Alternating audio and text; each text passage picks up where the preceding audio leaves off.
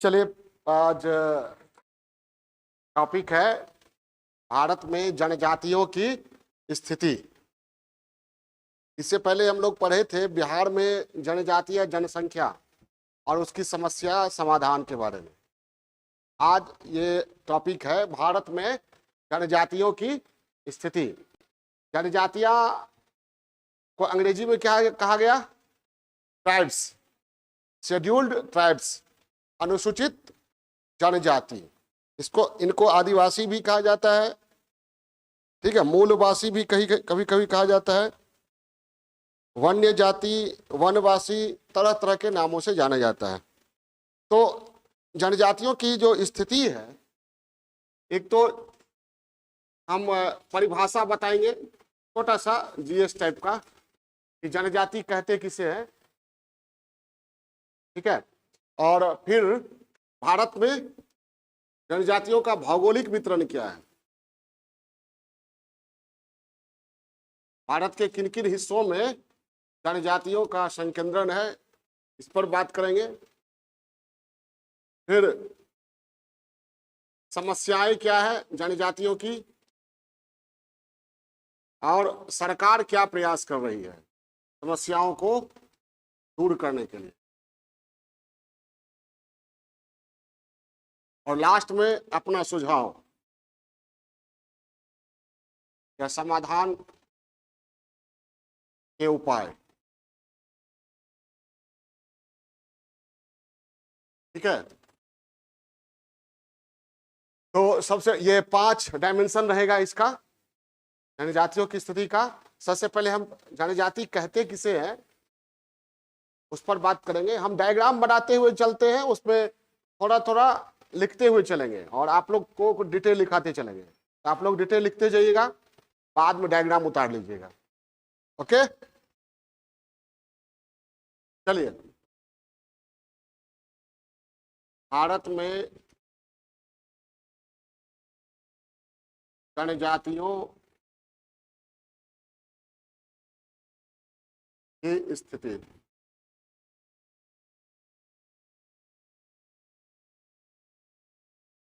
भारत उभरती महाशक्ति के रूप में जाना जाने लगा है विश्व में, और अभी भारत ने एक बहुत बड़ी उपलब्धि हासिल किया है। चांद के दक्षिणी ध्रुव पर पहुंचने वाला अब तक का एकमात्र देश के रूप में भारत स्थापित हो चुका है। अब तक का एकमात्र देश, सबसे पहली बार चांद के दक्षिणी ध्रुव पर हम लोगों ने पैर कदम रखा। तो लेकिन दूसरी ओर भारत की विशाल आबादी, लगभग 700-800 ट्राइब्स हैं, वो अभी भी बहुत सारी सुविधाओं से वंचित है। शिक्षा से, स्वास्थ्य से, पोषण से, बहुत तरह की सुविधाओं से वंचित है। ठीक है, और जबकि जनजातीय समुदायों का जो इलाका है, जैसे उड़ीसा, छत्तीसगढ़ और झारखंड के ही जो ट्राइबल एरिया है, पूरे इंडिया का 80% लोहा है वहां। कितना? 80% लोहा है, 100% क्रोमाइट और लगभग 60% कोयला। फिर भी ट्राइबल समुदाय कम्युनिटी की जो स्थिति है वह बहुत अच्छी नहीं है। हम हर एक पहलू पर बात करेंगे। अभी भी आप लोगों ने देखा होगा, सुने होंगे, मणिपुर संकट बहुत गहराया हुआ है। मणिपुर संकट किसकी समस्या है? ट्राइबल प्रॉब्लम ही है, जनजातियों की ही समस्या है। ठीक है, तो पहले तो जनजातियां कहते किसे हैं देख लीजिए। ऐसे मानव समूह, ये ऐसे मानव समूह हैं जो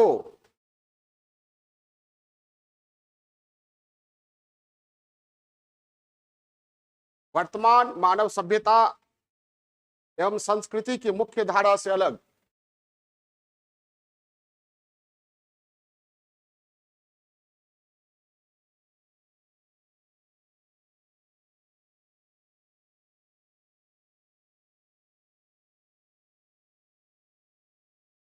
मुख्य धारा वर्तमान आधुनिक मानव सभ्यता एवं संस्कृति की मुख्य धारा से अलग अपने आदिम रीति रिवाजों परंपराओं के साथ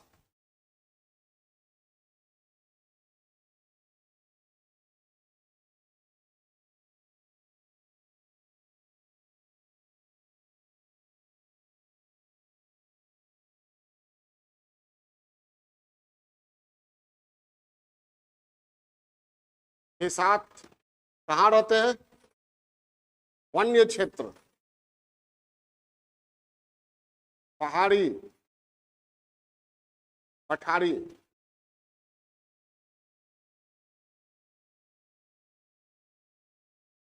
क्षेत्रों में निवास करते हैं।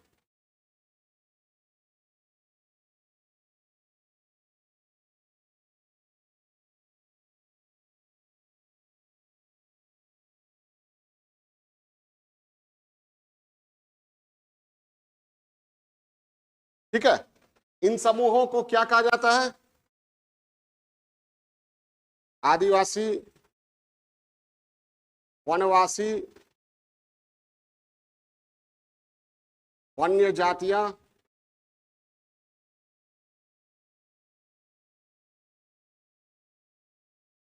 आदि नामों से जाना जाता है।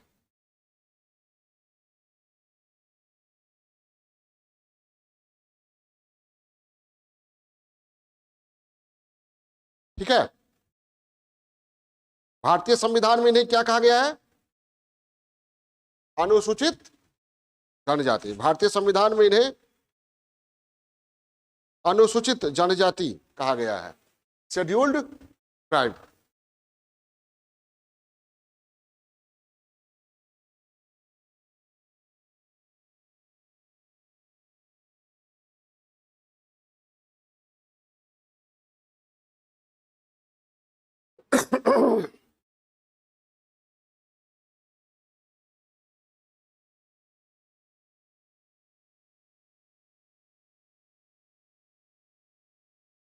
हाँ, इनका मूल स्रोत कहाँ है?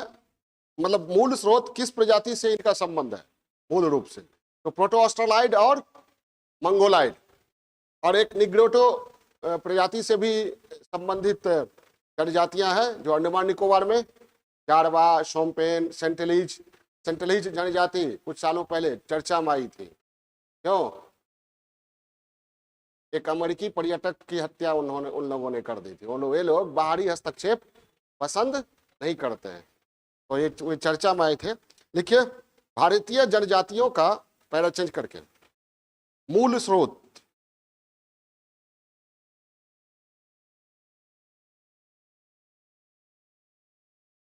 कभी देश के संपूर्ण भूभाग पर फैली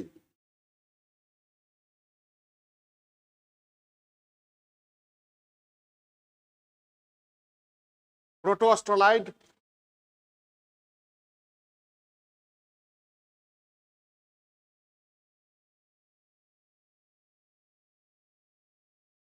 और मंगोल जैसी प्रजातियों को माना जाता है। कौन? मंगोल।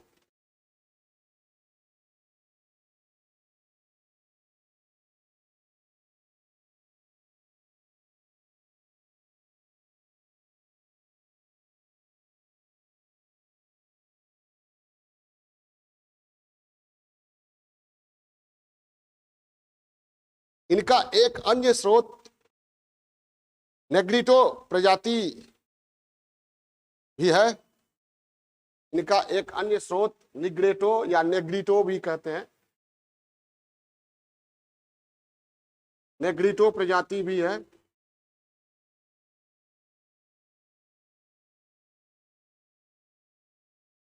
जिसके वंशज, अभी बताया मैंने, कहा, हाँ, जिसके वंशज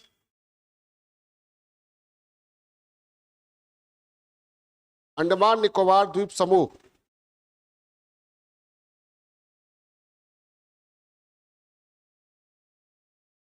में अभी भी मौजूद हैं।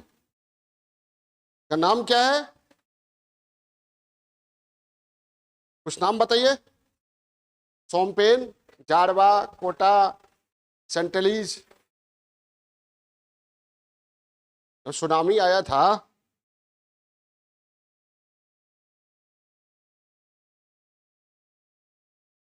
ठीक है, सुनामी जब आया था तो जारवा कोटा एक दिन पहले चले गए थे ऊपर।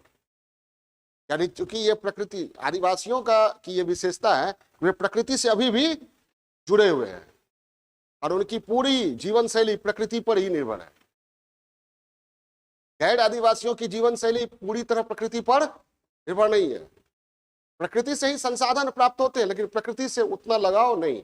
आदिवासियों का बहुत लगाव, इसलिए प्रकृति के हर हलचल को वे हमसे, गैर आदिवासियों से ज्यादा समझते हैं। तभी तो सुनामी का पता बड़े बड़े आधुनिक यंत्र के द्वारा नहीं पाया गया, लगाया जा सका। अब ये लोग पहले ही समझ चुके थे और पहाड़ पर चले गए थे, चोटी पर। तो जारवा ये है, इनके वंशज इनके वंशज हैं ये प्रोटोस्टलाइट, मंगोलाइट और इसके अतिरिक्त निग्रेटो या नेग्रिटो। नेग्रिटो के वंशज कहाँ है? मूलतः अंडमान निकोबार। ठीक है, उसके बाद ये लिखिए, ये भारतीय संस्कृति, हाँ पैरा चेंज करके,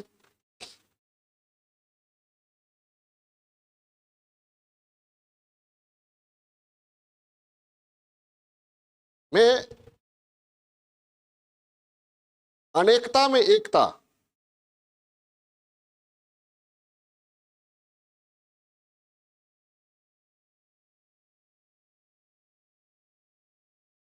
की स्थिति निहित है।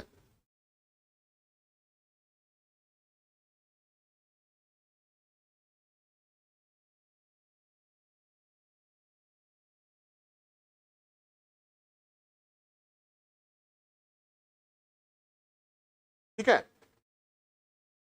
और विभिन्न जनजातियों की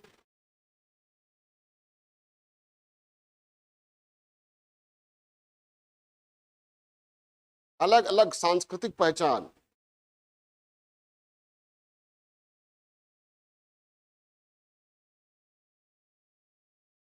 भारतीय संस्कृति की बहुलवादी प्रकृति को पुष्ट करती है।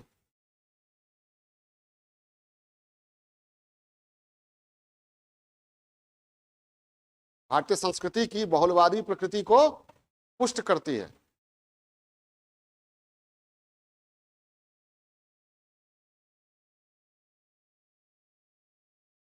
बहुलवादी प्रकृति को पुष्ट करती है।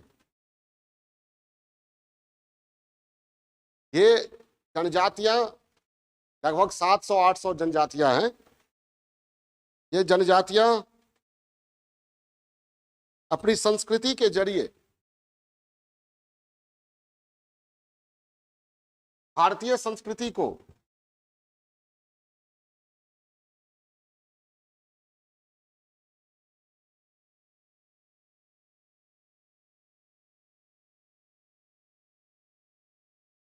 अनोखी पहचान देती है।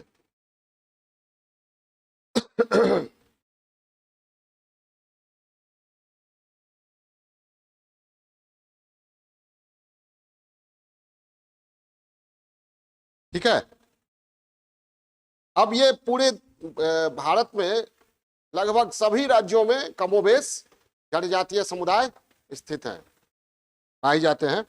देखिए,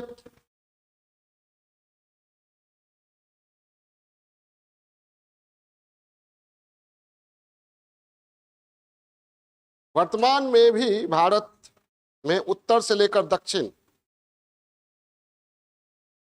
पूरब से लेकर पश्चिम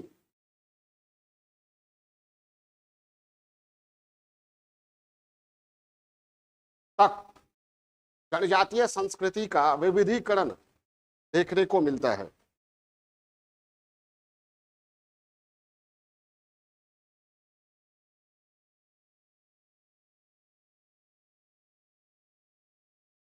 ठीक है, अब आते हैं भौगोलिक वितरण पर, देखते हैं इनका भौगोलिक वितरण।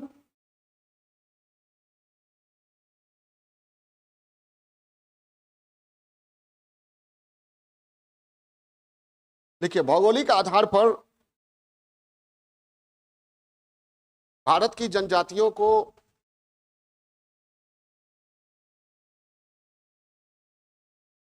विभिन्न भागों में विभाजित किया गया है।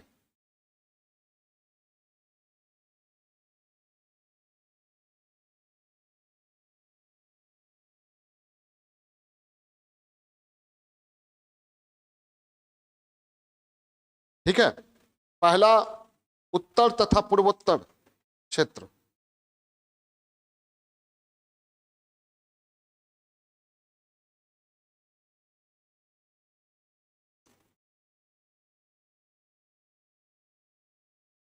उत्तर तथा पूर्वोत्तर क्षेत्र, इसके अंतर्गत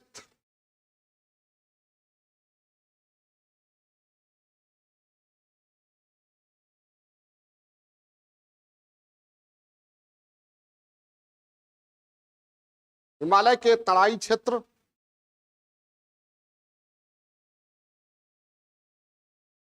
ये देखिए जनजातियों का भौगोलिक वितरण। हिमालय का तराई क्षेत्र हो गया, यूपी में भी है, हिमाचल प्रदेश में, बिहार में।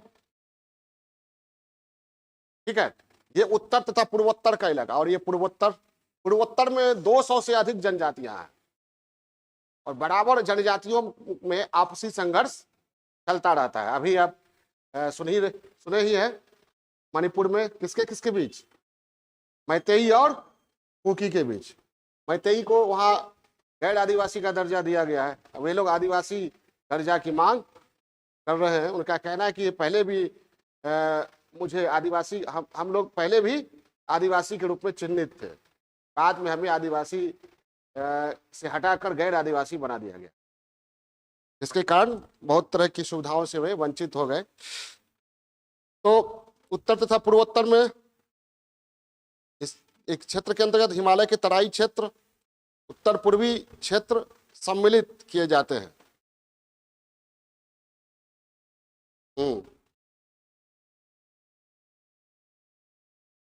तो कौन हो गया? कश्मीर,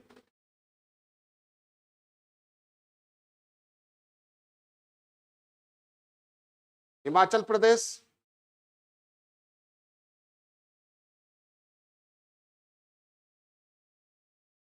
कश्मीर हो गया।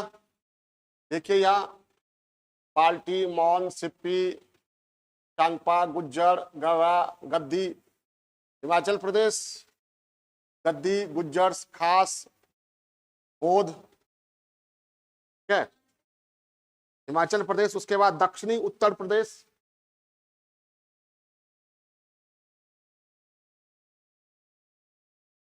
ये उत्तर प्रदेश।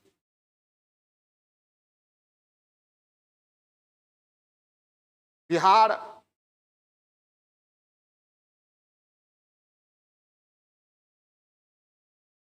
अभी हम ले रहे हैं उत्तर तथा पूर्वोत्तर, समझ गए ना? क्लियर है? बिहार, उत्तराखंड तथा पूर्वोत्तर के सभी राज्य।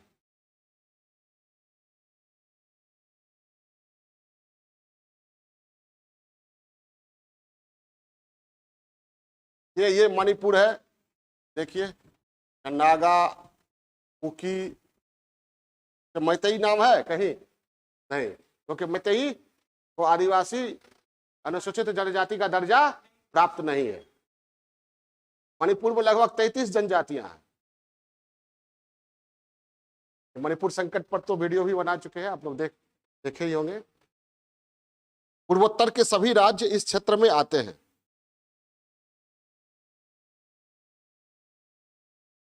इन क्षेत्रों में, यहां से शुरू कीजिए, गद्दी, गुज्जर, बेदा, पाल्टी, बुक्सा,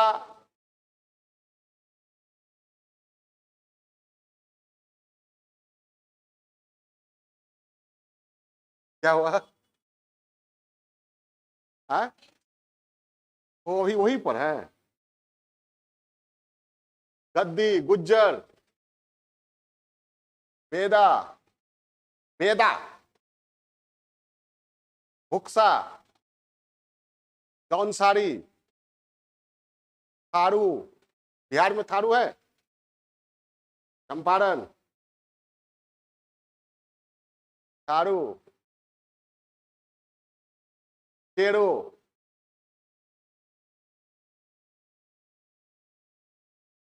संथाल,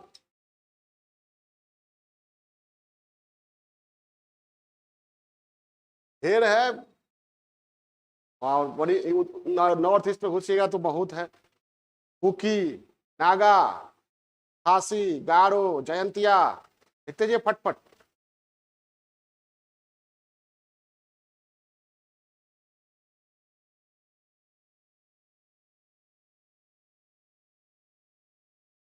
इत्यादि जनजातियां निवास करती हैं।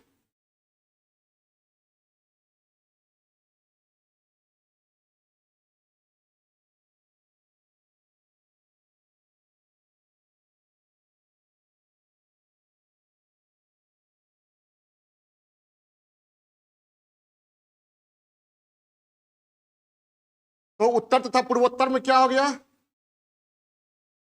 कश्मीर, उत्तराखंड, मैप में उत्तराखंड गायब है, हिमाचल प्रदेश और बिहार और उत्तर पूर्व के सभी राज्य या पूर्वोत्तर के सभी राज्य। दूसरा ये मध्य क्षेत्र,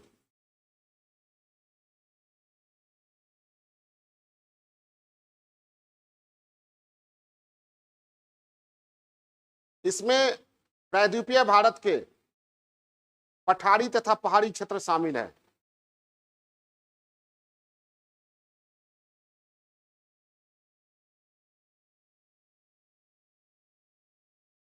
प्रायद्वीपीय भारत के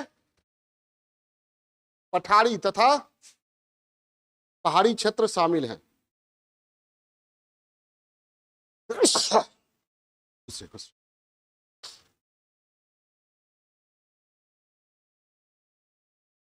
मध्य प्रदेश,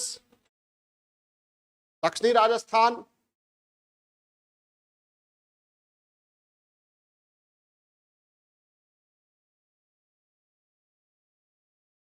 आंध्र प्रदेश,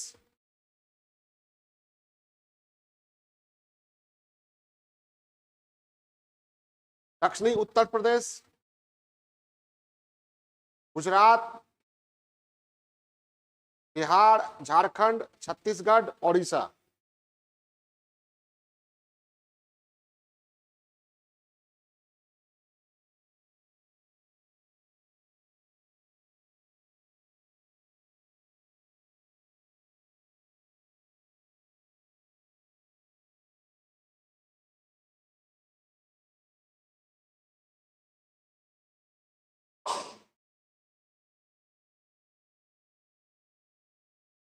ठीक है, इसमें देखिए कौन सी जनजातियां मध्य प्रदेश में दिखाई पड़ रहा है आप लोगों को? कौन है? भील, गोंड, कोल, भैड़िया, गोंड, कटकरी। ये ओडिशा में धारा, खारिया, गोंड, गोंड, कोड़ा, कोया, मुंडा, परोजा। बिहार में भी बहुत है, झारखंड में भी है, राजस्थान में भी है, सब लिखिए। ओडिशा लिखे ना, आदि राज्य आते हैं जहां भील, गोंड, रेड्डी, संथाल, हो हो HOE जनजाति का नाम है, हंसते हो क्या? हो, बहुत स्लो लिख रही है। मुंडा, कोरवा, उड़ाव, कोल, कोल कोल कोल विद्रोह इसका नेतृत्व हुआ था, बुद्ध हुआ था। बोल। बंजारा, मीना। ये मीना कहाँ? राजस्थान। बहुत बहुत विकसित जनजाति है। हाँ, आईएएस आईपीएस बहुत मिलते हैं यहाँ में। कोली, गुज्जर आदि जनजातियां रहती हैं।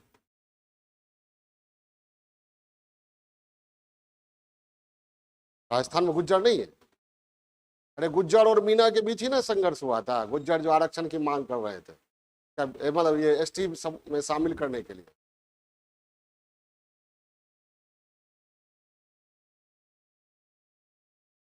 राजस्थान में भी है, यूपी में भी है। गुज्जर लोग हाईवे के किनारे बसे हुए हैं, हड़ताल पर उतरते हैं, नाक में दम कर देते हैं, इंडिया की लाइफ लाइन पर जाके बैठ जाते।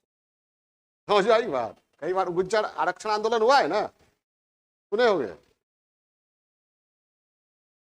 कि महापंचायत बैठती है, बड़ा बड़ा निर्णय लेती है, सबको मानना पड़ता है। हाँ, उसके बाद दक्षिणी क्षेत्र आइए।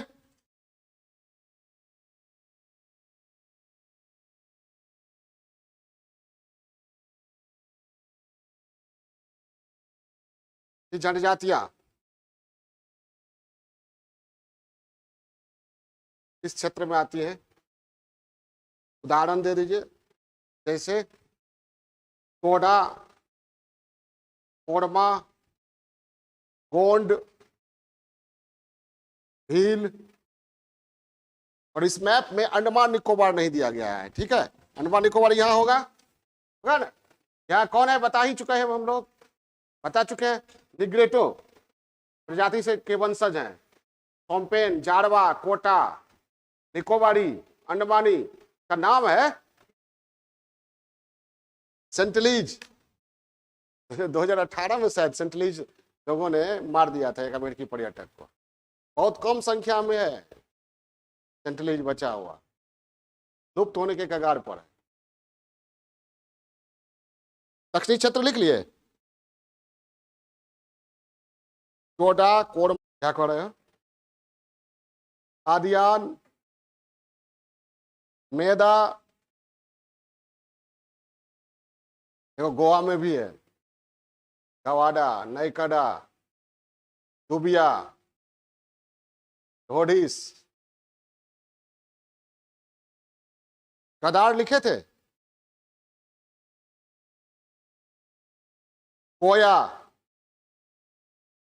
हाँ कोया, कोया हो गया। उसके बाद द्वीपीय क्षेत्र, नेक्स्ट।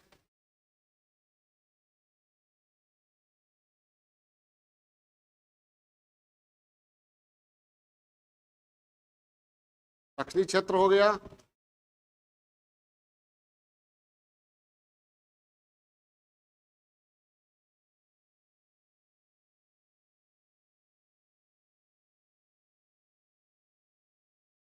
द्वीपीय क्षेत्र अंडमान निकोबार।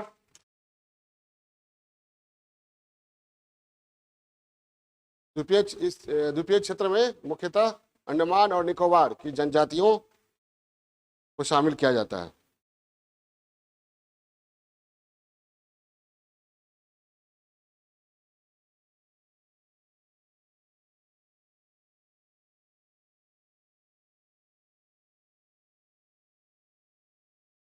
ठीक है,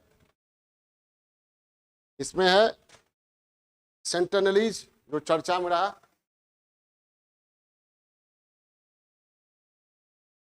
सेंटिनलीज जैसे लिखे वैसे लिखिएगा।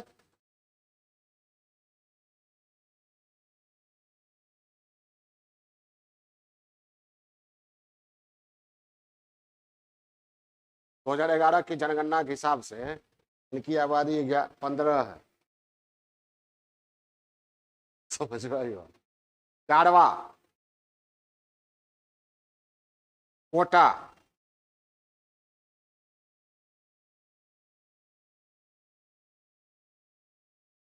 सोमपेन,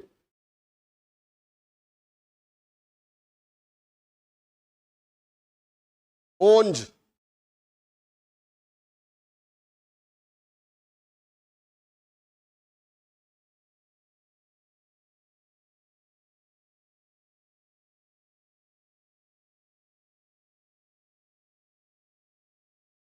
देख लिए। अब यहां पर ये जो है भी बताया मैंने, सेंट्रल एज की आबादी कितनी है, 15, यानी खत्म होने पर है। ये सब जो अति संवेदनशील जनजातियां हैं, नेग्रिटो प्रजाति की जो अंडमान निकोबार में रहने वाली हैं, क्या है, अति संवेदनशील। इसको कहा जाता है particularly vulnerable tribal group, PVTG. समझ आई बात, कभी पूछा जा सकता है पीवीटीजी, जनजातियों के संबंध में पीवीटीजी क्या है, पार्टिकुलरली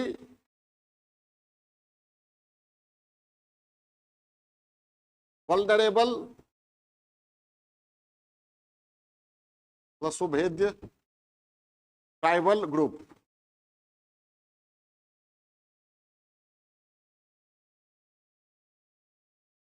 समझ गए, ये पीवीटीजी है, मतलब क्या हुआ, अति संवेदनशील।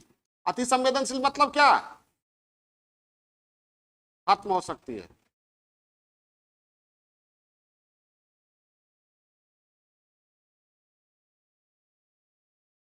तो कौन कौन आया,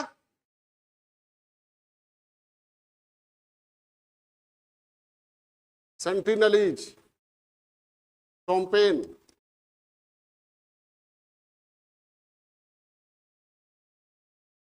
है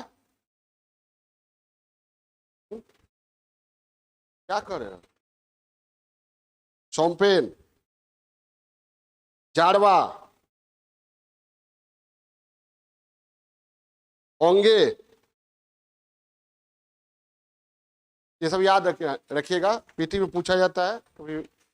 पीवीटी समझ गए ना, मतलब एकदम समाप्त होने के कगार पर। ये हो गया, इसको क्या कहते हैं, पीवीटीज का full form vulnerable tribal groups. कौन कौन आएगा वो समझ गए।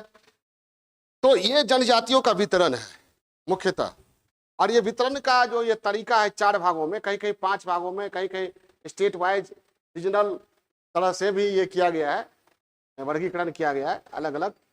तो मुख्यतः क्या है कि हम लोग को समस्या देखना है कि इनकी समस्या क्या है और उसका समाधान क्या है, सरकार क्या प्रयास कर रही है, इस पर देखना है, इनका क्या महत्व है। थोड़ा सा ये भी लिख लीजिए भौगोलिक वितरण के साथ साथ इनकी आबादी के बारे में। 2011 की जनगणना के हिसाब से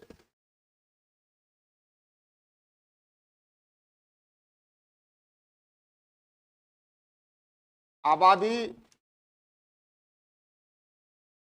पूरे देश की आबादी के 8.6% है। कितना कितना 8.6%, 10.4 करोड़ लगभग। पूरा डिजिट में लिखिए 10 करोड़ 42 लाख 81,034, यानी पूरे देश का कितना हो गया, 8.6%। कब के हिसाब से, 11 जनगणना, याद रखिएगा।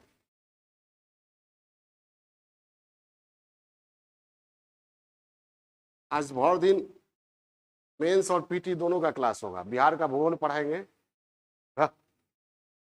एक दिन में पूरा बिहार का भूगोल कोशिश करेंगे खत्म करने का। समझिएगा, पीटी का ही क्लास चल रहा है, साथ साथ मेंस का भी।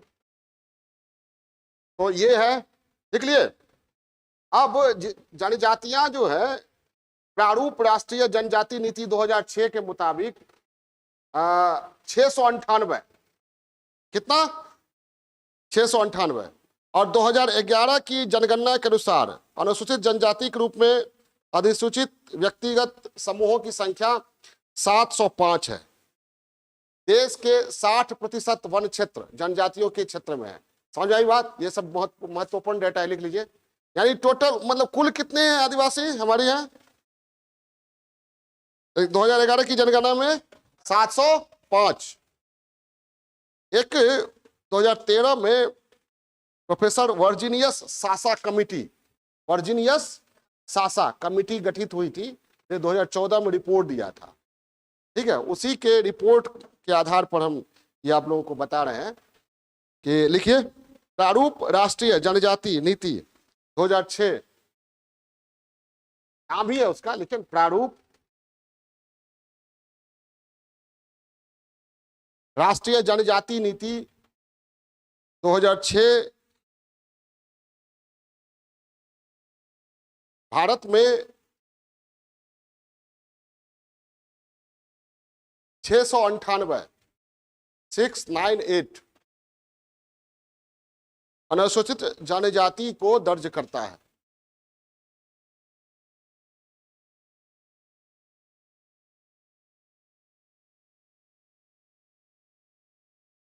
जबकि वर्ष 2011 की जनगणना के अनुसार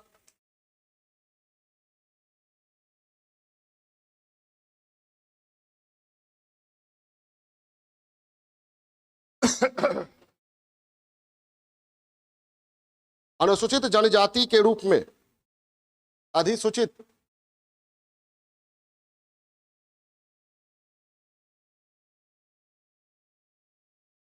व्यक्तिगत समूहों की संख्या 705, कितना?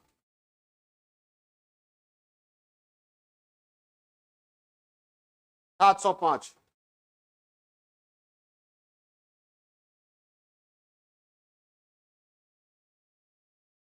ठीक है, अब यहां पर एक डेटा ये भी महत्वपूर्ण है, देश का 60% वन क्षेत्र स्टीज एरिया में है, तो अनुसूचित जनजातियों के क्षेत्र में पड़ता है। और खनिज संपदा तो लगभग पूरा, जैसे मैंने बताया ना, 80% लोहा। इसी वर्जीनियस सासा कमिटी के अनुसार, वर्जीनियस सासा कमिटी कब गठित हुई थी? 2013, जनजातियों की स्थिति पर, और उसने रिपोर्ट दिया कब? 2014 में। इसके अनुसार 60% वन क्षेत्र अनुसूचित जनजाति में के क्षेत्र में है, और 80% लोहा, 70% कोयला, 60% बॉक्साइट, 60% क्रोमाइट केवल 3 राज्यों उड़ीसा, छत्तीसगढ़ और झारखंड के अनुसूचित जनजाति क्षेत्र में है। समझ में आ रही बात? केवल 3 राज्यों के जनजातीय क्षेत्र में केंद्रित है। ये इंपॉर्टेंट डेटा है। यानी जनजातीय क्षेत्र का क्या महत्व है, और जनजातीय समुदाय जहां रहते हैं, ठीक है, उनका इलाका पूरे भारत के विकास की रीढ़ आ जा सकता है ना, और औद्योगिक विकास की रीढ़ है, और उनका दोहन भी हो रहा है।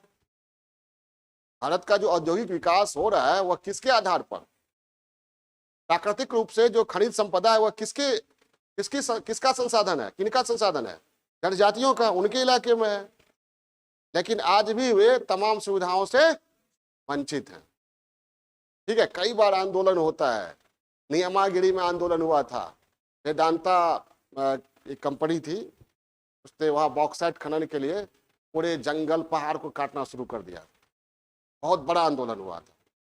अंत में सुप्रीम कोर्ट को हस्तक्षेप करना पड़ा, सुप्रीम कोर्ट में गए तो सुप्रीम कोर्ट ने आदिवासियों के पक्ष में यह फैसला सुनाया था, तब जाके नियमागिरी में आदिवासियों का आंदोलन खत्म हुआ था। कि बाहर से जो उद्योगपति, पूंजीपति आते हैं, वहां प्लांट लगाते हैं, परिणाम क्या होता है? वन उजड़ जाता है, पहाड़ टूना हो जाता है, और जो ट्राइबल लोग हैं, जनजातीय लोग हैं, आदिवासी लोग हैं, उनकी पूरी जीवन शैली, आजीविका किस पर निर्भर है? वन क्षेत्र पर निर्भर है, पहाड़ पर निर्भर है। उनको उनसे अलग कर दीजिए तो उनका पूरा जीवन जो क्या है, बिल्कुल खत्म हो जाता है। सेंट्रलिज लोग देख चुके हैं, जारवा कोटा देख चुका है ये सब, इसलिए बाहर वालों को घुसने नहीं देता है, मार देता है। ठीक, फिर भी लोग घुस ही जाते हैं। तो लिखिए, ये डेटा लिख लीजिए कि काम आएगा। 70% कोयला, बॉक्स में लिख लीजिएगा। 80% लोहा,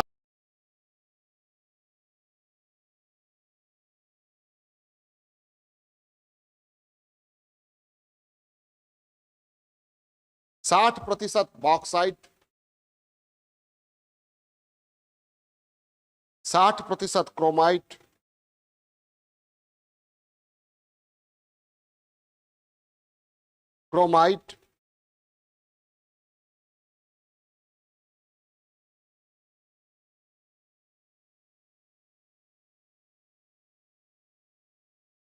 'उड़ीसा, छत्तीसगढ़,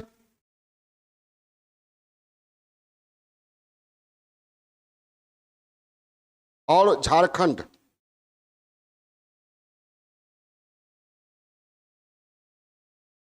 क्रोमाइट्स में 100% लिखिएगा।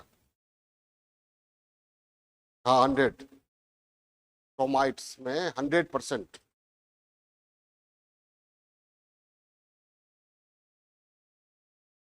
कहाँ है? उड़ीसा, छत्तीसगढ़ और झारखंड, ये जनजातीय क्षेत्रों में है। और आप लोग बराबर घटना सुनते होंगे नक्सलिज्म की, सबसे ज्यादा इन्हीं तीनों राज्यों में है। क्यों है? समझ में आई बात? खनिज संपदा भरपूर है और यहाँ पर भरपूर शोषण हो रहा होगा। किसका? आदिवासियों का। आदिवासियों को कोई रास्ता नहीं दिखता है तो नक्सली ग्रुप में शामिल हो जाते हैं। या प्रशासन का या सरकार का साथ नहीं मिलता है, उत्पीड़न होता है, उन्हें उनके प्राकृतिक अधिकारों से वंचित किया जाता है, तो फिर वे नक्सली ग्रुप में शामिल हो जाते हैं, हथियार उठा लेते हैं। समझ में आई बात? तो ये हो गया।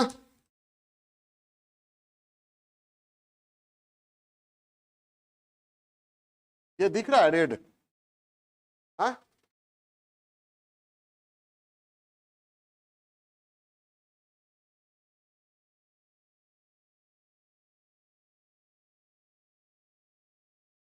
समस्याएं।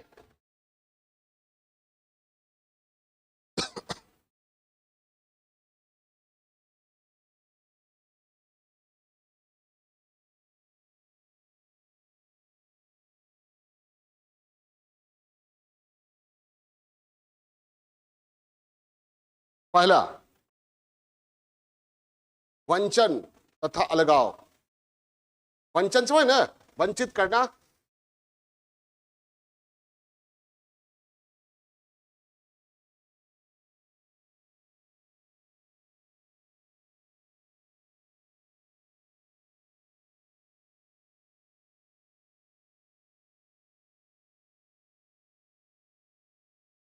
आदिवासी जनजाति या आदिवासी वर्ड यूज करेंगे। आदिवासी आज भी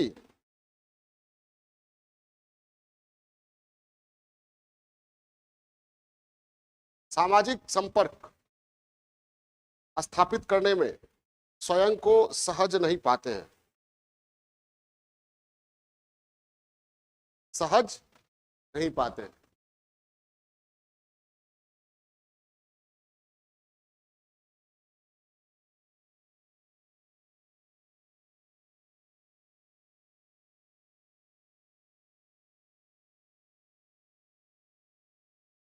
समाज और संस्कृति की मुख्य धारा से इन्हें वंचित रखा जाता है।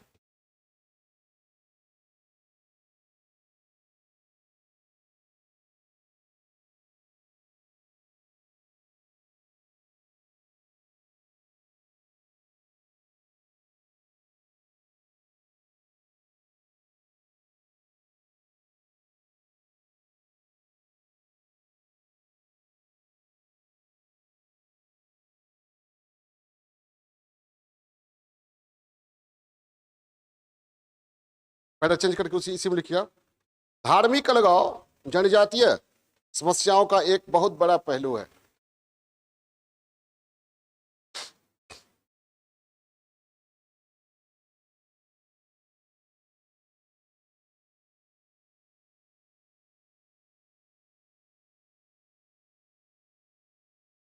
इन जनजातियों के अपने अलग देवी देवता होते हैं।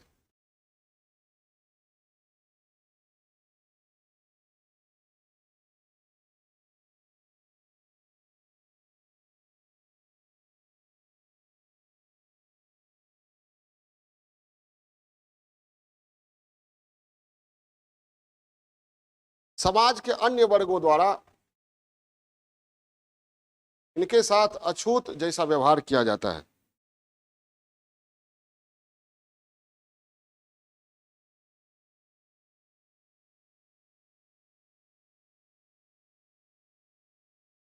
और कई बार अछूत, अनार्य,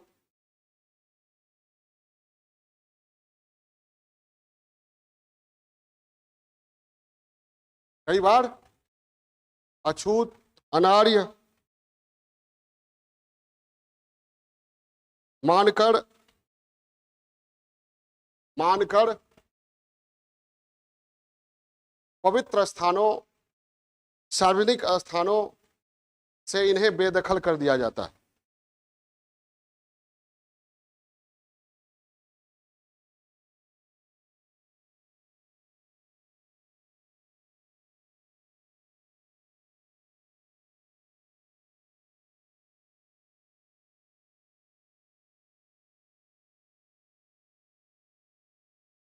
बेदखल कर दिया जाता है।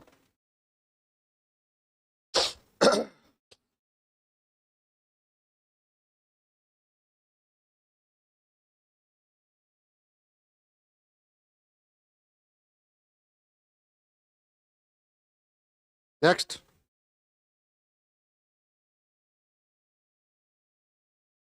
गरीबी एवं ऋणग्रस्तता। हम्म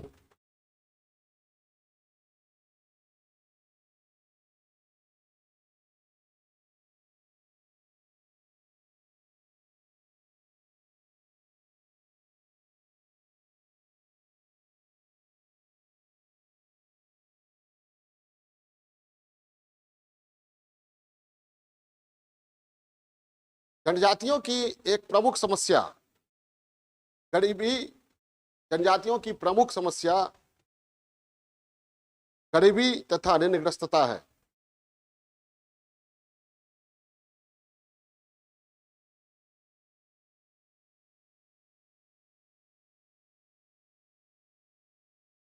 इन समुदायों का एक तबका ऐसा भी है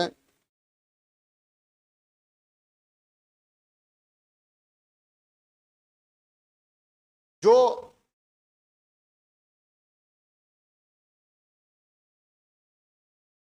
गैर आदिवासियों के घरों में काम कर अपना जीवन यापन कर रहा है।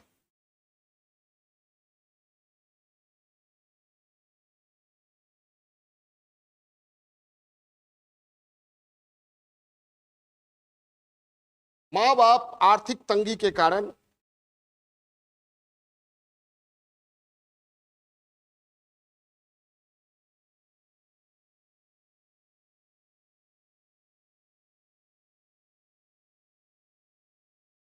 अपने बच्चों को पढ़ा लिखा नहीं पाते।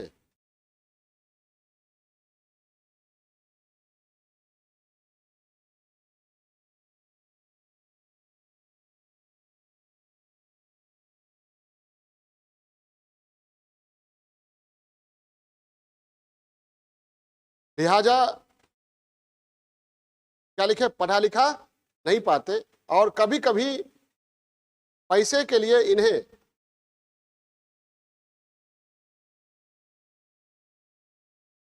अमीरों या दलालों को बेच देते हैं।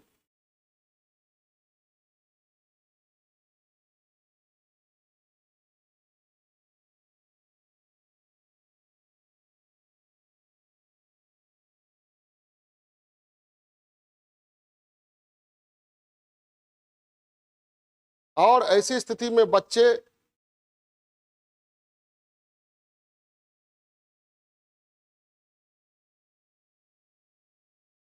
समाज के घृणित कार्यों को करने हेतु विवश हो जाते हैं।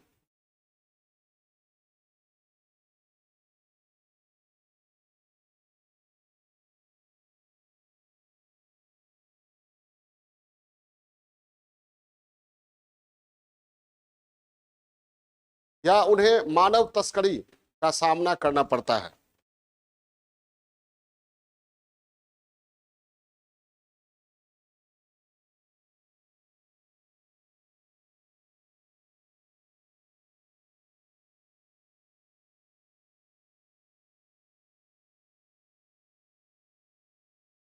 लड़कियों को वेश्यावृत्ति के घिनौने दलदल में, लड़कियों को वेश्यावृत्ति के घिनौने दलदल में धकेल दिया जाता है।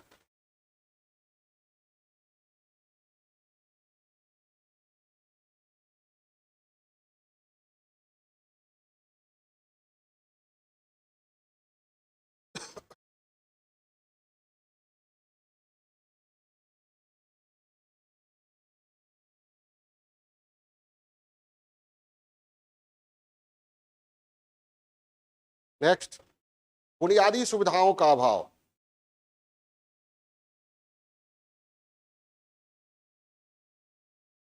स्वच्छ पेयजल, शिक्षा, स्वास्थ्य,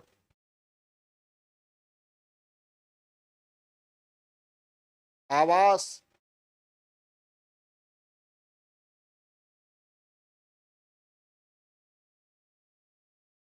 जैसी बुनियादी सुविधाएं, बुनियादी सुविधाओं से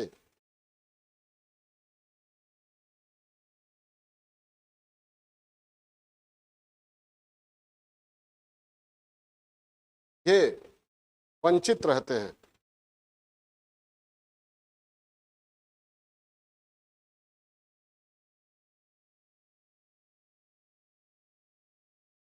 इनके इलाके में भौतिक आधारभूत संरचना,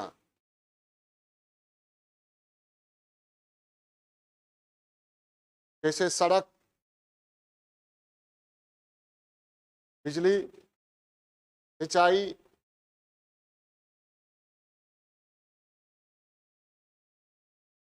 आदि के विकास पर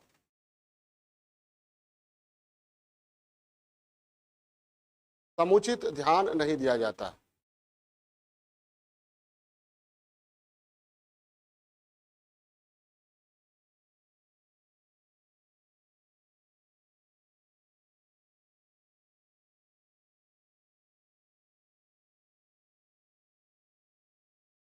साक्षरता के अभाव में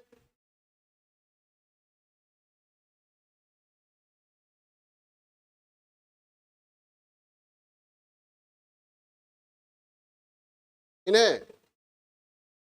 सरकारी योजनाओं की विशेष जानकारी भी नहीं होती।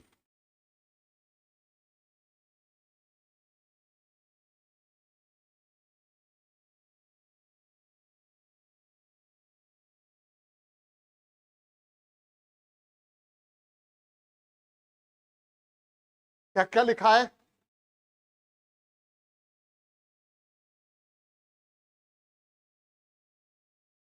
बुनियादी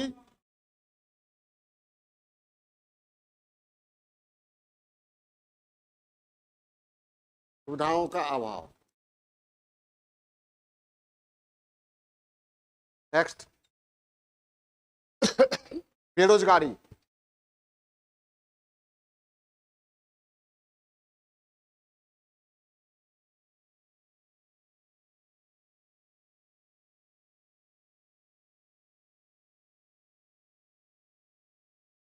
जनजातीय समुदाय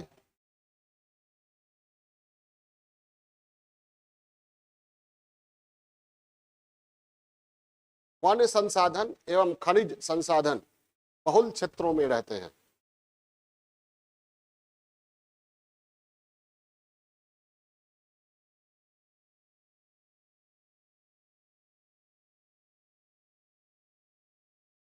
वन संसाधन एवं खनिज संसाधन बहुल क्षेत्रों में रहते हैं।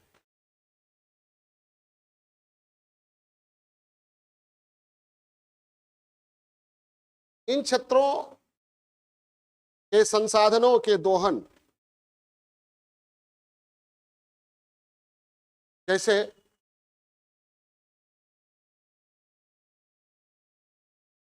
खनन,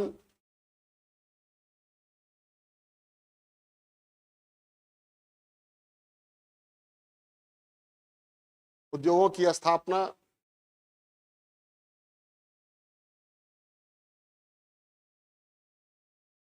नदियों पर बड़े बड़े बांधों के निर्माण,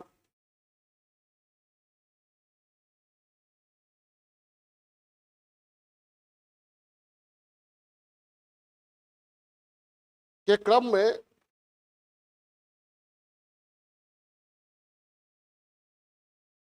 इन्हें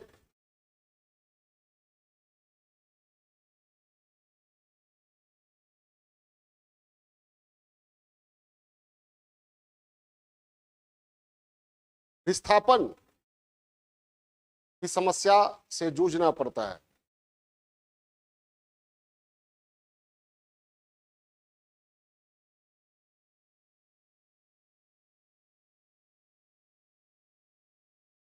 इनकी पूरी जीवन शैली और आजीविका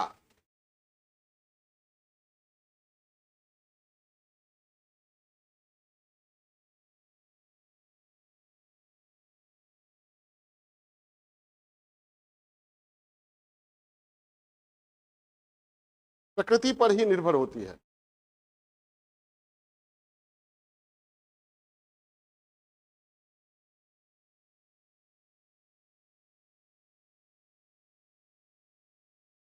जिससे ये वंचित हो जाते हैं।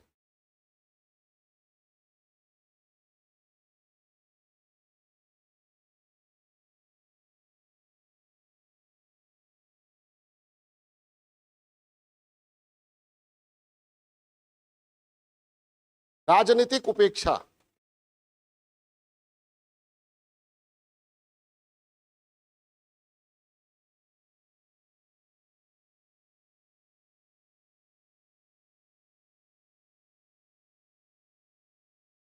विशेषज्ञों का मानना है कि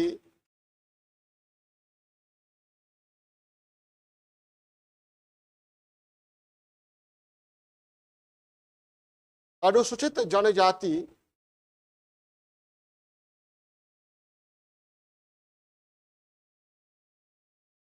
मात्र 18 लोकसभा सीटों को ही प्रभावित कर पाते हैं।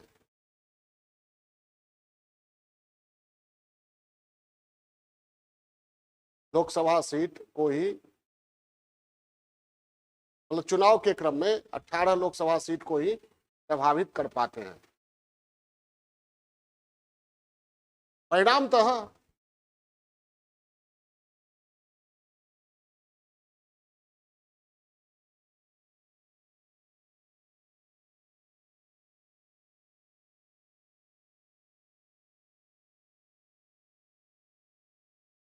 केंद्रीय राजनीति में इनके प्रति उदासीनता देखी जाती है।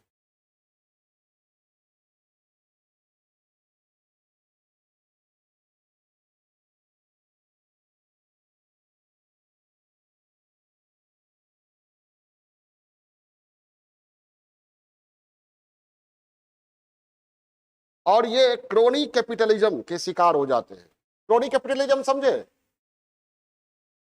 राजनीति और पूंजीवाद, राजनीतिज्ञों और पूंजीपतियों का जो मेल है, दोनों मिलकर जो शोषण करते हैं, तंत्र व्यवस्था चलाते हैं, उसको क्या कहते हैं? Crony capitalism. नहीं समझे?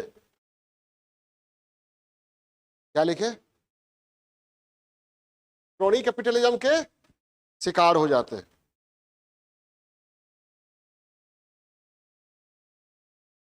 इनके संरक्षण के लिए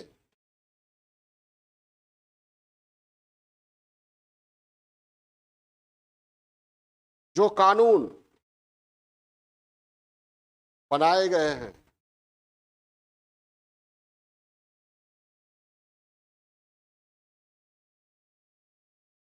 उनमें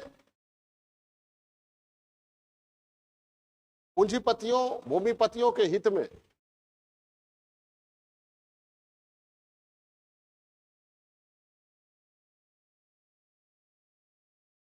संशोधन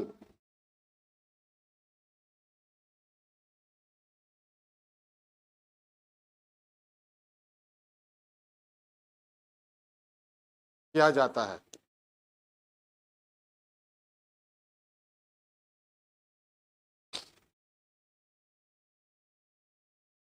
और मैंने बताया कि नक्सलवाद जनजातीय क्षेत्रों में ज्यादा है।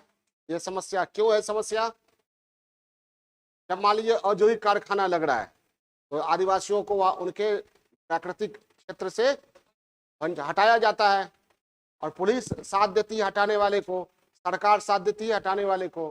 तो ऐसी स्थिति में क्या करते हैं ये लोग, नक्सली ग्रुप में शामिल हो जाते हैं। तो नक्सल संगठनों को और मजबूती मिलती है। समझ आई बात। तो ये नक्सलवाद, लेकिन इस क्रम में मरते मरते कौन है, आदिवासी मरते हैं। ठीक है, नक्सल ग्रुप में शामिल जो है बड़े बड़े इंटेलेक्चुअल या बड़े बड़े लोग विद्वान, वो तो आराम से बैठे रहते हैं।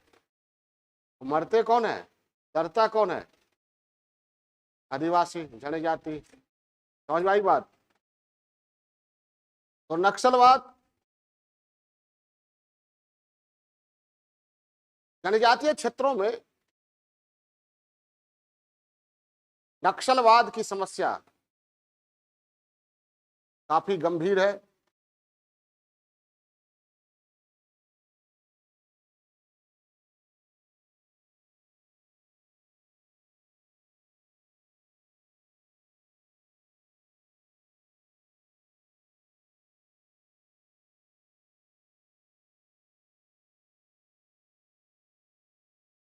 आदिवासी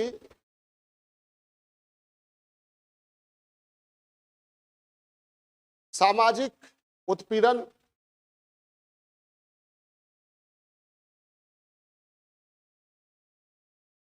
प्राकृतिक अधिकारों से वंचन,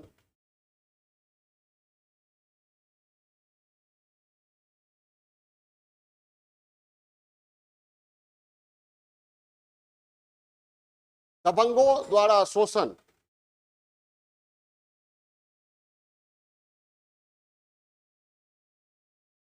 प्रशासनिक उपेक्षा,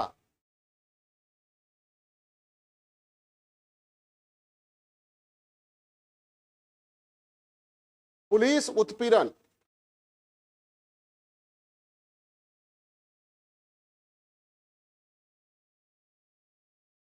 से विवश होकर नक्सल समूह में शामिल हो जाते हैं।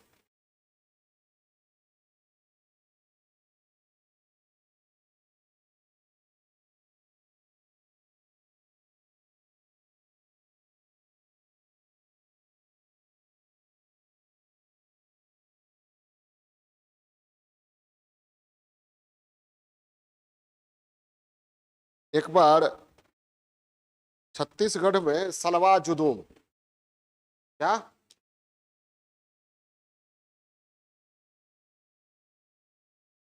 अभियान चला था, सलवा जुदूम, इसका मतलब होता है शांति मार्च। सलवा जुदूम में स्पेशल पुलिस ऑफिसर्स 18 साल के आदिवासियों को बनाया गया और उनको प्रशिक्षित किया गया, पैसा दिया जाता था और हथियार दिया जाता था सरकार के द्वारा, और उनको लड़ना था किससे, नक्सलियों से। अब क्या हुआ इसमें, उधर भी आदिवासी और इधर भी आदिवासी, आदिवासियों को आदिवासियों से लड़ा दिया गया। भयंकर संघार हुआ, बलात्कार, मार, हत्या, काट, मारकाट, लूटपाट हुआ। इसकी आलोचना की गई, ठीक है, पूरे भारत में। न्यायालय ने भी इसको आलोचना किया। सरकार क्या कर रही है, आदिवासियों को आदिवासियों से लड़ा रही है। इस तरह यह समस्या थोड़ी समाप्त होगा। नक्सलवाद की जो समस्या है वह मूल क्या है, गरीबी, बेरोजगारी या विकास का जो मॉडल है हमारा, जिसमें आदिवासियों को उजाड़ दिया जाता है, तो वो क्या करेंगे। तो विकास का मॉडल जो है उसको बदलना पड़ेगा। आदिवासियों के इलाके में अगर किसी तरह का प्लांट बनाया जाता है या बांध बनाया जाता है या औद्योगिक कारखाने लगाए जाते हैं, उनमें आदिवासियों के हित को ध्यान में देना पड़ेगा। ठीक है, आदिवासियों को वंचित नहीं किया जाए। तत्काल उसको मार पीट करके आप हटा दीजिएगा, उजाड़ दीजिएगा, कल वही जाएगा नक्सली ग्रुप में शामिल होकर, फिर क्या आएगा, हथियार लेकर आएगा। लेकिन अगर उसे वंचित न किया जाए, उनकी सुविधाओं का समुचित ख्याल रखा जाए, उनके दीर्घकालिक हितों का संरक्षित। दीर्घकालिक हित मतलब क्या, मान लीजिए जैसे आदिवासियों को हटाया गया उनकी जमीन से और कुछ पैसा दे दिए, तो कुछ पैसा क्या होगा, 1 साल 2 साल खाएंगे, फिर खत्म। तब क्या करेंगे, उनका तो पहाड़ छिन गया ना, वन छिन गया ना, आजीविका का आधार ही छिन गया। तो क्या करना चाहिए? परमानेंट सरकारी नौकरी दे सरकार, नहीं समझे? क्योंकि हाँ, दीर्घकालिक हित हुआ, ये थोड़ा सा पैसा देके। और कई बार संसद में भाषण देते हैं, ट्राइबल एरिया से जो सांसद आते हैं, उसमें उन लोगों की ये भी शिकायत रहती है कि जैसे नॉन ट्राइबल एरिया, गैर आदिवासी क्षेत्र में सरकार जब जमीन का अधिग्रहण करती है, खूब पैसा देती है। ये लोग जागरूक भी होते हैं, लड़ते भी हैं अपने जमीन के। आप जमीन लिए तो पैसा, जैसे रेलवे लाइन बनाया गया या हाईवे निकाला गया, तो बहुत जमीन आता है ना किसान का, तो भरपूर पैसा मिलता है, करोड़ों पैसा। लेकिन ट्राइबल एरिया में अगर ये होता है तो नाम मात्र का पैसा मिलता है, औने पौने दाम में सरकार खरीद लेती है। समझ में आई बात? तो ये है नक्सलवाद की समस्या। ठीक है, ये समस्या है। इसका समाधान में हम लोग बात करेंगे क्या समाधान होना चाहिए। उसके बाद यहाँ संघर्ष, सलवाजुदुम समझ गए ना, इसकी बहुत आलोचना हुई थी, ठीक ठाक नहीं है। अब यहां जो है कई तरह के संघर्ष देखिएगा, बहुआयामी संघर्ष की समस्या, पहले सुन लीजिए तब। जैसे नागालैंड के नागा है, वो क्या कहते हैं, अलग देश चाहिए। बहुत सारे नागा हैं, तो सुन लीजिए पहले। बहुत जगहों पर अनुसूचित जनजाति versus state army and police में संघर्ष हो रहा है। जैसे नागालैंड में अलग देश की डिमांड, या और भी जगह पर होता रहता है। बहुत जगह पर अनुसूचित जनजाति वर्सेज अनुसूचित जनजाति आपस में ही लड़ रहे हैं, नहीं समझे?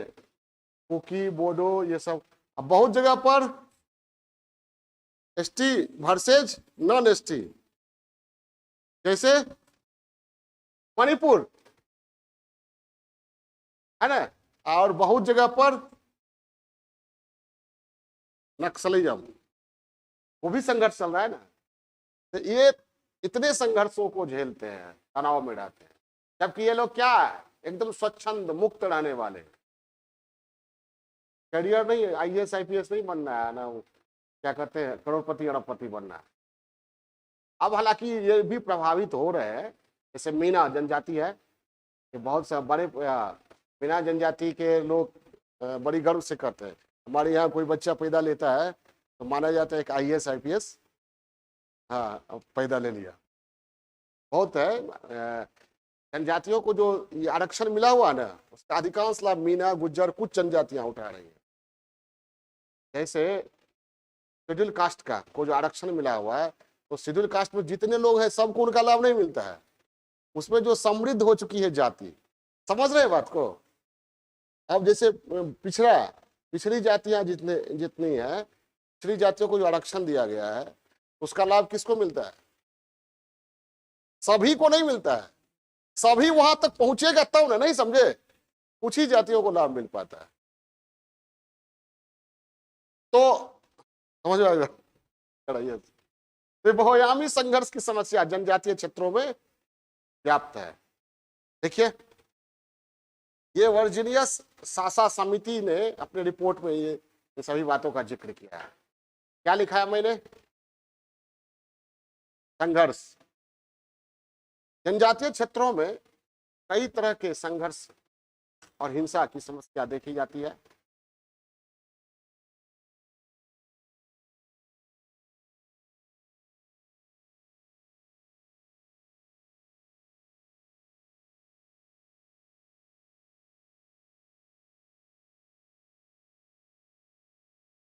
कहीं राज्य के साथ, जनजातियों का राज्य के साथ संघर्ष, राज्य के साथ संघर्ष मतलब पुलिस और सेना।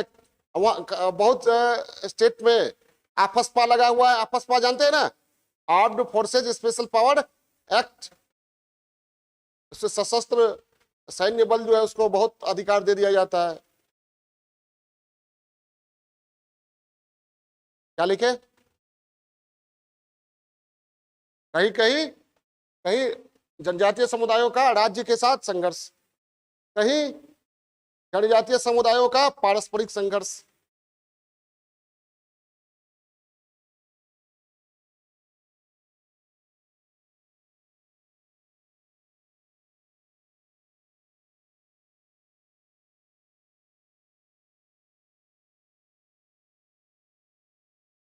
कहीं जनजातीय समुदायों का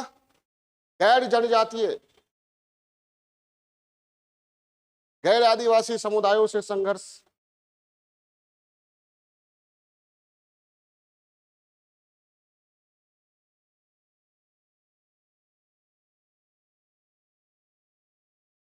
तो कहीं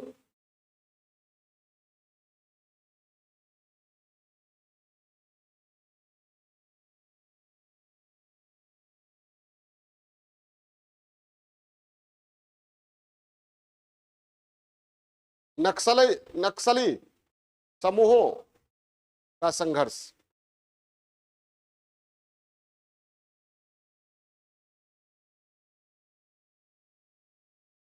ऐसी स्थितियों ने आदिवासी समुदायों का जीवन जीना दूभर कर दिया है।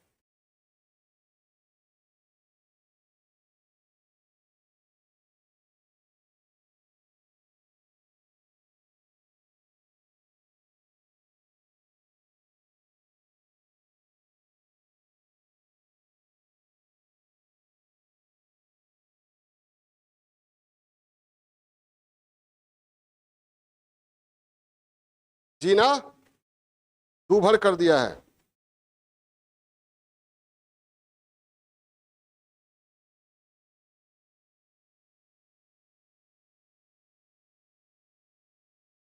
नेक्स्ट, पहचान का संकट।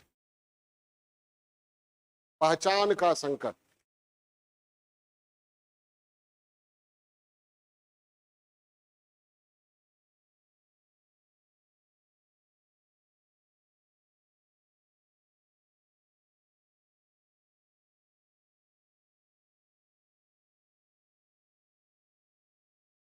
जनजातीय समुदाय कई क्षेत्रों में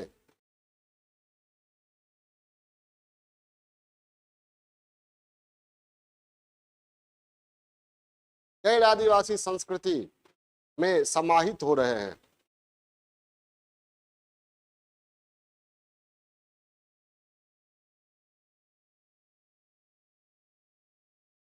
गैर आदिवासी संस्कृति में समाहित हो रहे हैं, कहीं हिंदू धर्म तो कहीं ईसाई धर्म।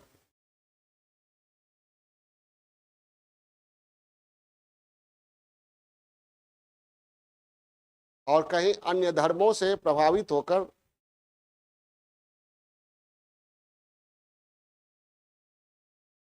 ये अपनी मूल पहचान को खो रहे हैं।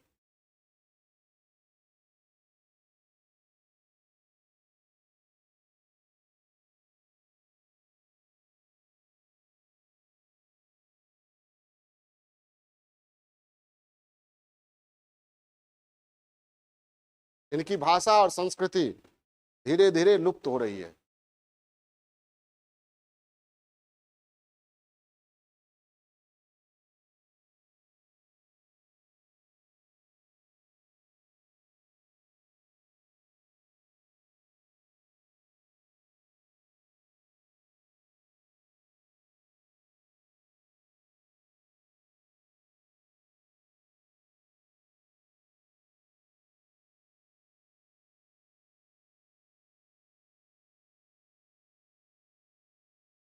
ठीक है, बहुत हो गया। एक और समस्या है महिला समस्या। महिला समस्या क्या है, वो लिख भी सकते हैं, नहीं भी लिख सकते हैं। महिला समस्या में ये है कि आदिवासी समुदाय की जो महिलाएं हैं वो स्वतंत्रता का उपभोग करती रही है। स्वतंत्र, ठीक है। गैर आदिवासी समुदाय वो जिस तरह महिलाओं को वंचित किया गया अधिकारों से, वैसे आदिवासी समुदाय में नहीं है। लेकिन गैर आदिवासी समुदाय से प्रभावित होकर इनके साथ रहते हुए इन्होंने भी अपनी महिलाओं को घर में बंद रखना सीख लिया। यानी आजादी छीनने लगी है। समझ में आई बात? तो ये चलिए, इसके बाद ये सरकारी प्रयास पर बात करते हैं, सरकार क्या क्या की है।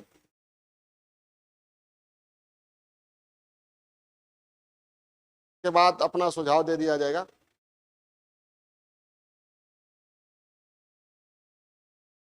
जनजातियों के उत्थान के लिए सरकार द्वारा किए गए प्रयास।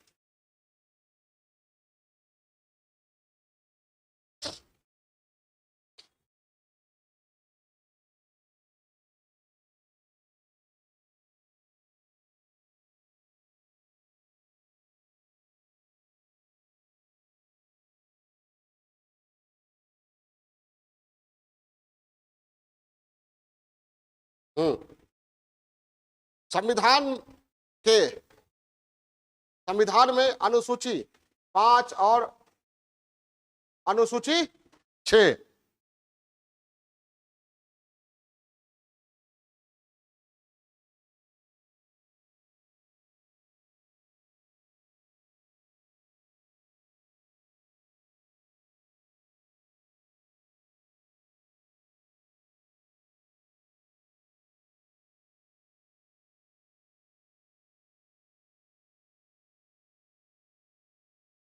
संवैधानिक प्रावधान। पहला क्या? अनुसूची 5 6। देखिए, अनुसूची 5 में अनुसूचित क्षेत्र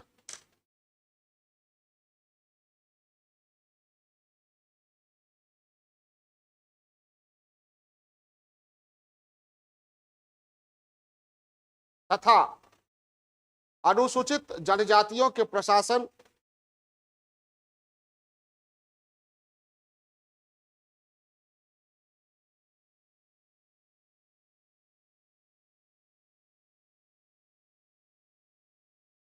और नियंत्रण का प्रावधान है।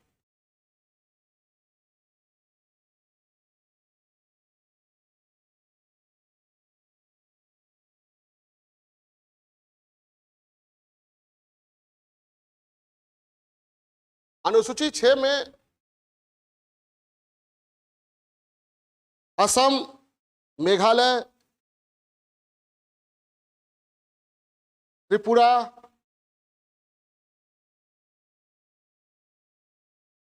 मिजोरम,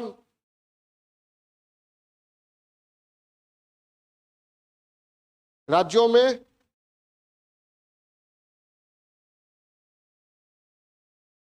जनजातीय क्षेत्रों के प्रशासन का उपबंध है।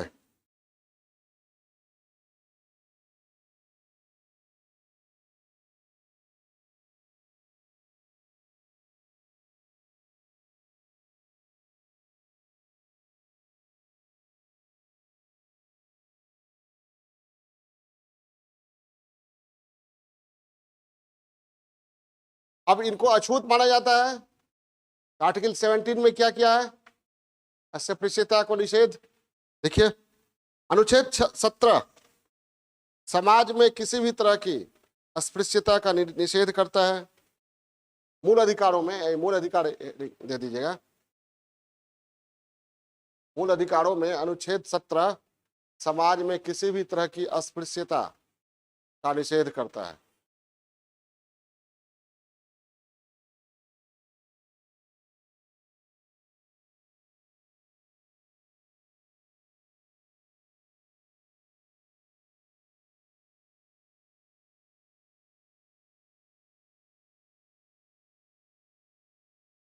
और नीति निर्देशक तत्वों के अंतर्गत, हाँ,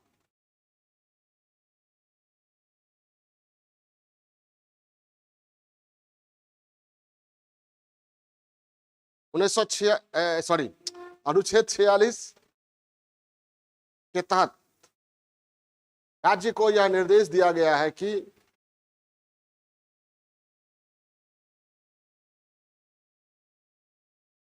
वह अनुसूचित जाति,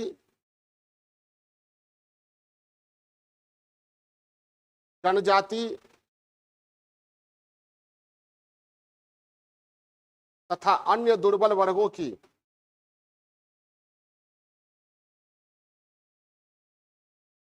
शिक्षा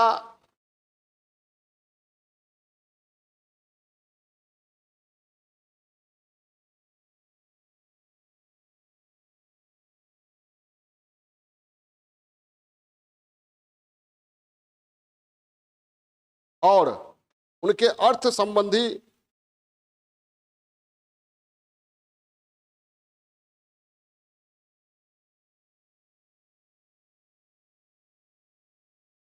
हितों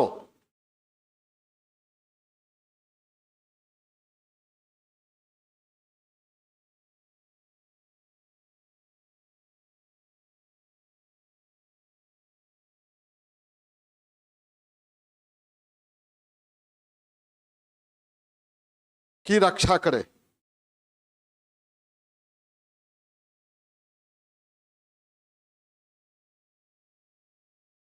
लिखिए, इसके बाद लिखिए कानूनी उपाय, कानूनी प्रावधान।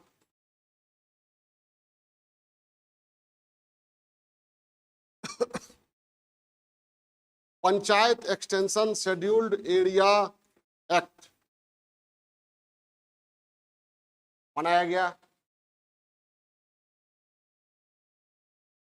मतलब जनजातीय समुदायों की जो ग्राम सभा है उसको भी सशक्त करने के लिए पंचायत एक्सटेंशन शेड्यूल्ड, देखिए, एरिया एक्ट बनाया गया।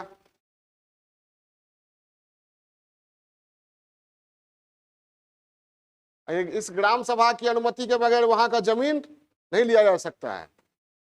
तो दबंग लोग क्या करते हैं, ग्राम सभा में जो लोग शामिल है का जबरदस्ती साइन और करवा लिया बुला के। वन अधिकार फॉरेस्ट राइट एक्ट 2006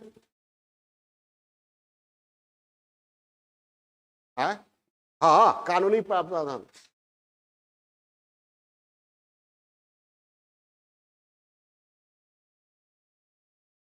हाँ, फॉरेस्ट राइट वन अधिकार कानून।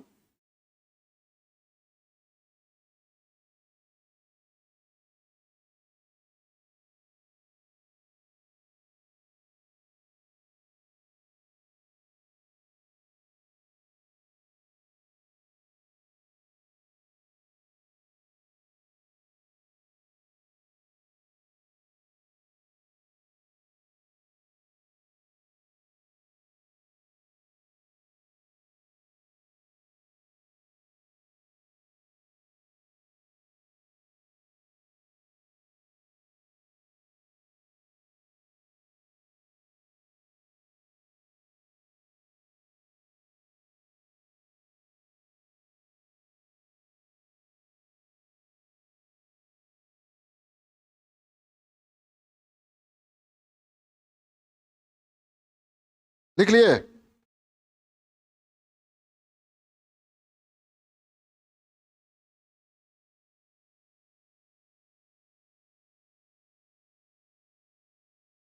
हाँ, उसके बाद लिखिए ये वन अधिकार कानून के तहत देखिए प्राकृतिक अधिकारों को संरक्षित करने का प्रावधान किया गया है।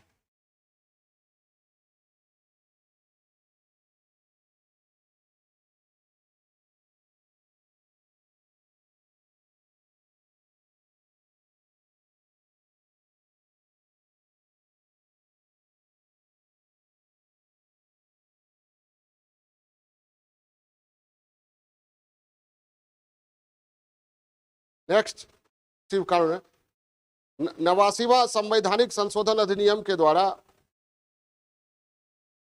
89वां संवैधानिक संशोधन अधिनियम 2003, ये संवैधानिक उपाय में ही लिखना चाहिए था, खैर कोई बात नहीं। 89वां संविधान संशोधन अधिनियम 2003 के द्वारा एक पृथक राष्ट्रीय अनुसूचित जनजाति आयोग की स्थापना की गई।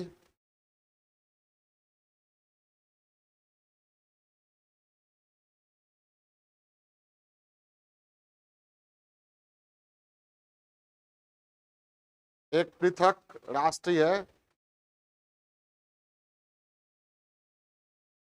अनुसूचित जनजाति आयोग की स्थापना की गई।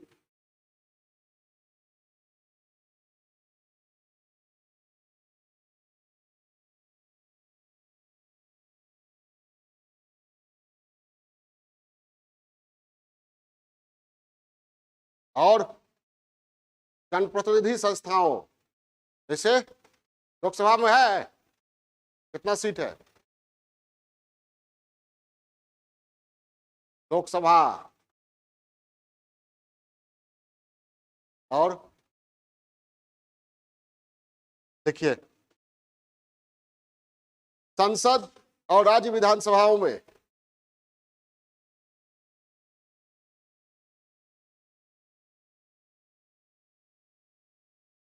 जनप्रतिनिधि संस्थाओं जैसे संसद, राज्य विधानसभा, पंचायत में इनके लिए विशेष आरक्षण की प्रावधान भी की गई है।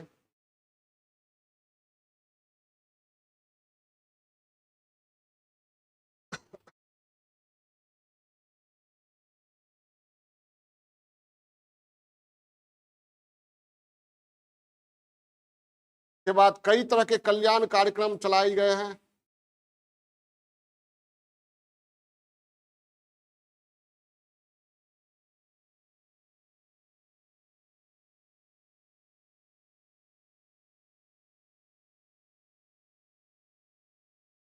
जैसे अनुदान,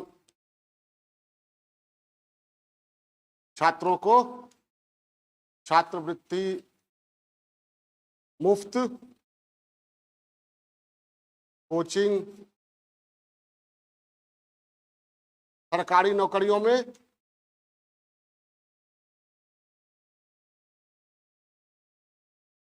छूट, आरक्षण,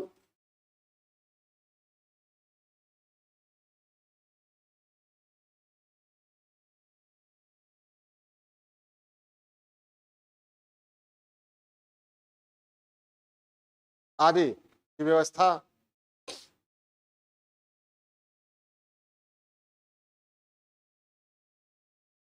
नेक्स्ट पॉइंट, जनजातियों के कल्याण हेतु राज्यों में जनजातीय सलाहकार परिषद की भी स्थापना की गई है।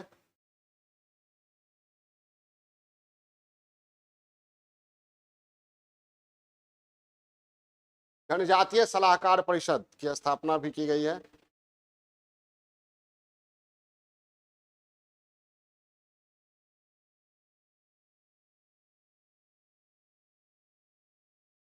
नेक्स्ट,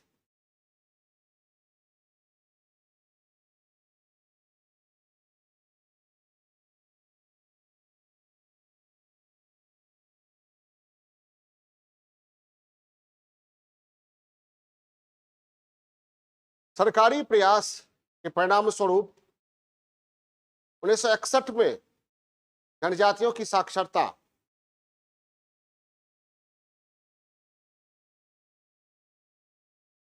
10.3% से बढ़कर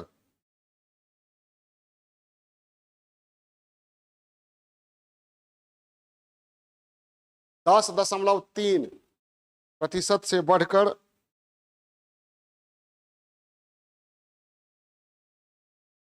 2011 की जनगणना के अनुसार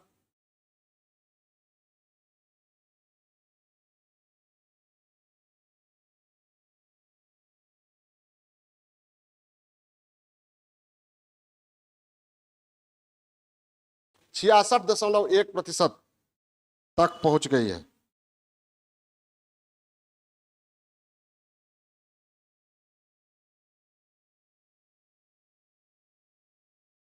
नेक्स्ट, एक एकलव्य आदर्श आवासीय विद्यालय योजना, जानते हैं ना, एकलव्य आदर्श आवासीय योजना।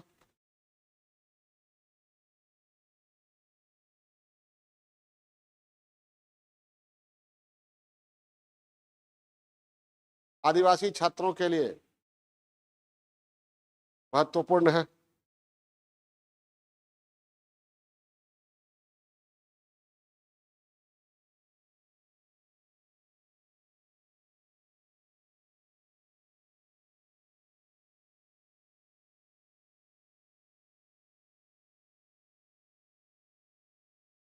हम्म। अब सुझाव क्या दीजिएगा, अपना सुझाव दीजिए। और भी जनजातियों के लिए जो कार्यक्रम चलाए जाते हैं बराबर, जो खबरों में आएगा लिखते जाइएगा।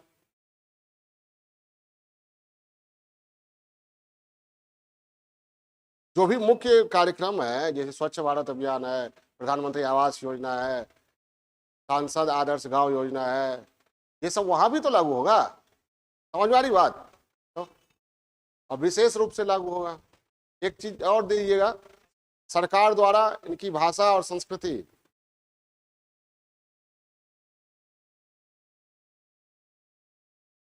को संरक्षण भी दिया जा रहा है।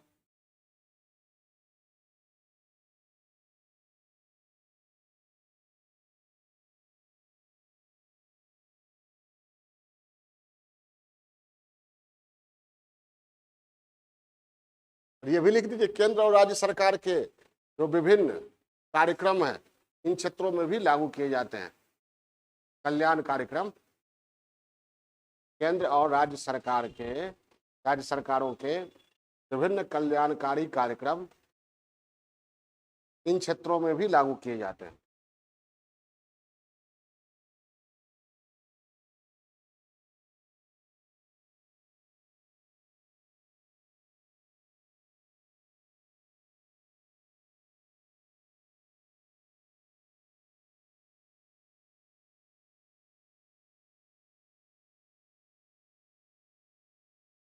ठीक है, सुझाव क्या दीजिएगा? सुनिए, तमाम प्रयासों के बावजूद आप आदिवासी क्षेत्रों में जाइएगा तो बहुत तरह की सुविधाओं से आज भी वे लोग वंचित हैं। उन्हीं के संसाधन से देश काफी आगे बढ़ रहा है, लेकिन वे अभी तक जो के त्यों उसी स्थिति में है। बहुत शोषण होता है, आदिवासी महिलाओं का, बच्चों का बहुत शोषण होता है। देखिए, सबसे पहले तो बुनियादी सुविधाओं, पहला बुनियादी सुविधाओं में क्या? शिक्षा, स्वास्थ्य, स्वच्छ पेयजल, आवास,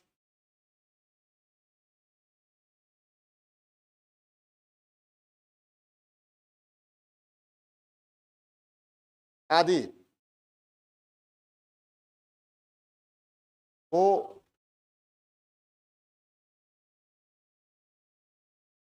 गुणवत्ता के साथ सुनिश्चित किया जाए, उपलब्ध कराया जाए।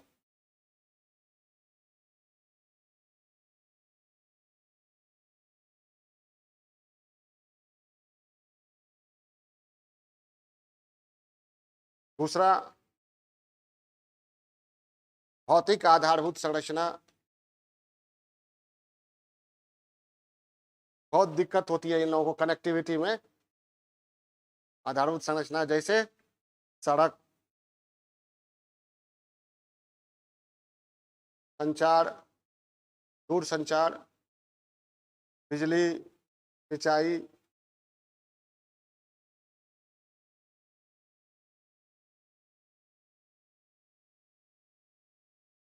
की पर्याप्तता और गुणवत्ता सुनिश्चित की जाए।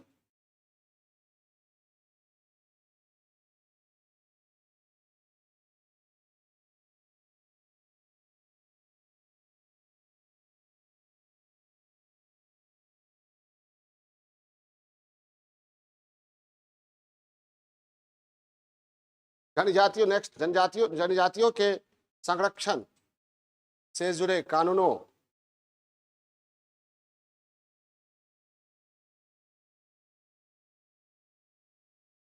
को और प्रासंगिक बनाते हुए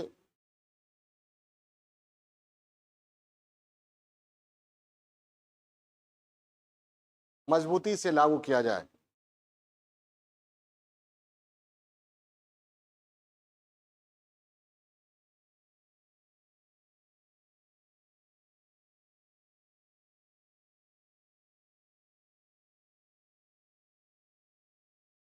नेक्स्ट, खनन, औद्योगिक विकास या बड़े बड़े बांधों के निर्माण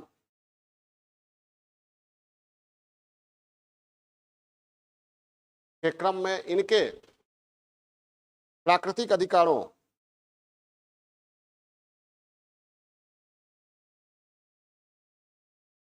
एवं दीर्घकालिक हितों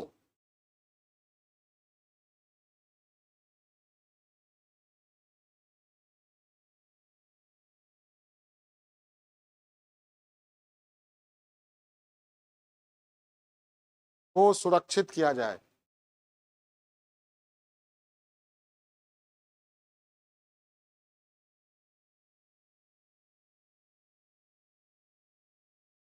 क्रम में इनके प्राकृतिक अधिकारों को सुरक्षित किया जाए। कट गया क्या?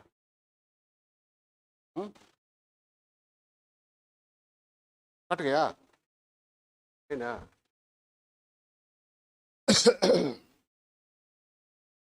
ठीक है, क्योंकि बड़ा बड़ा बांध बनता है तो विस्थापन की समस्या इन्हीं को झेलनी पड़ती है। नक्सलिज्म है, लिखिए। नक्सलवाद की समस्या के समाधान के लिए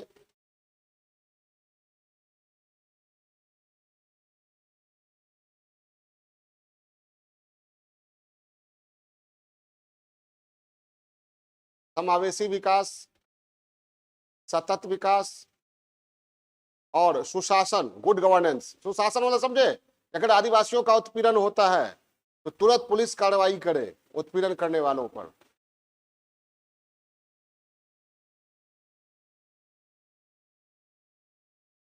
क्या लिखे?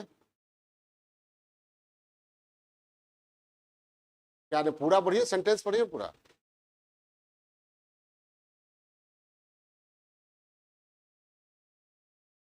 और सुशासन पर ध्यान दिया जाना जरूरी है। समावेशी विकास समझ रहे हैं ना?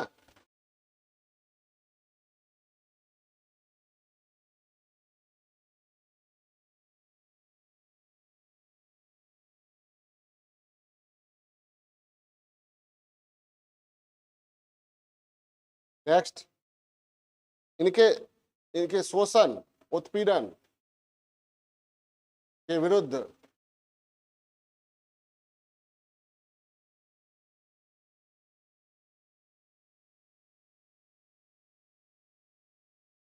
त्वरित न्याय व्यवस्था सुनिश्चित की जाए।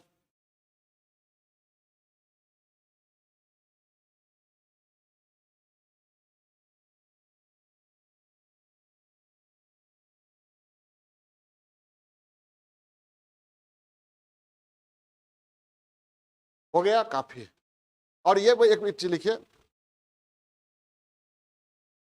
स्थानांतरीय खेती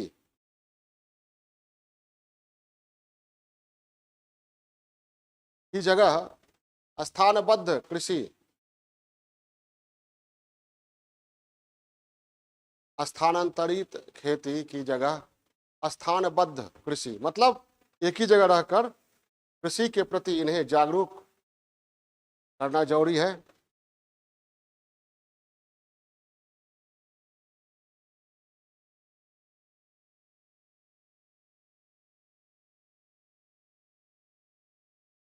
इसके लिए भूस्वामित्व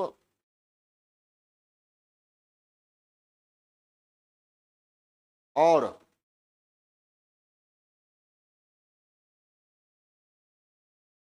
प्रासंगिक कृषि सुधारों पर, कृषि सुधार मतलब सिंचाई की व्यवस्था किया जाए, बीज बैल आधुनिक यंत्र के लिए इनको सब्सिडी पर लोन दिया जाए। कृषि सुधार पर जोर देना जरूरी है। ये हो गया भारत के में जनजातियों की स्थिति। हाँ, समस्या समाधान भौगोलिक वितरण, मोटा मोटी जीएस में जितना चाहिए उतना काफी है। ठीक है, ओके। फिर हम लोग आते हैं